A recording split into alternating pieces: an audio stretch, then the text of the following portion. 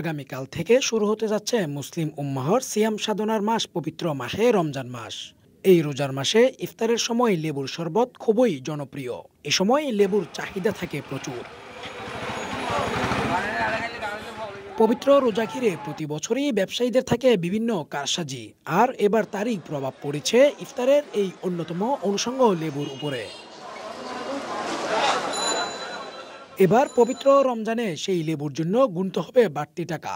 এক মাস ধরে ধাপে ধাপে বেড়েছে লেবুর দাম। বাজারে এখন প্রতি হালি লেবু জাত ভেদে বিক্রি হচ্ছে 40 থেকে 80 টাকা, কিছু কিছু আবার 100 টাকাও চাওয়া হচ্ছে। নগরীর একাধিক বাজার ঘুরে দেখা মেলে এই চিত্র।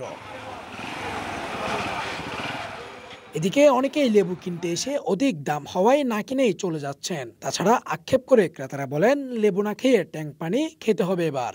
লেবু ভাই হইতেছে না আলটিমেট, কারণ একটা লেবু লিটারালি 20 টাকা করে, মানুষ খাবে কেমনে? সবগুলা 10 টাকা প্লাস 20 টাকা 15 টাকা 17 টাকা এমন প্রাইস। মানুষ লেবু খাওয়ানো লাগবে না, লেবুর বদলে ট্যাঙ্ক খাবে ভাই।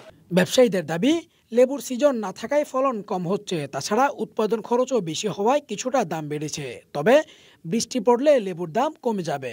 এখন আমাদের মাল কম আসতেছে, বৃষ্টি হইতেছে না জন্য গাড়ি ভাড়া বেশি, মনে করেন কৃষকের দাম বেশি, ব্যক্তির দাম বাড়তি। এখন এগুলো 2-1 দিন দাম থাকে, আবার দাম কমে যাবে লাস্টে। এখন সিজন নয়, এখন আনসিজন, তার জন্য ওই কারণে লেবুর দামটা একটু বৃদ্ধি। আগে যে গাছে 1 বস্তা ধরবে, এখন এই গাছে 210টা 20 টাকা 1 ডজন।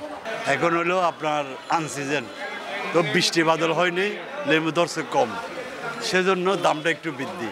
সিজনের সময় ধরে তো 2 টাকা 300 টাকা 700 টাকা সব বিক্রি হয়। অন্যদিকে ক্রেতারা সবাই প্রায় অভিন্ন অভিযোগ করে বলছেন, একদিন পর রমজান মাস শুরু, তাই দাম বাড়িয়ে দিয়েছেন বিক্রেতারা।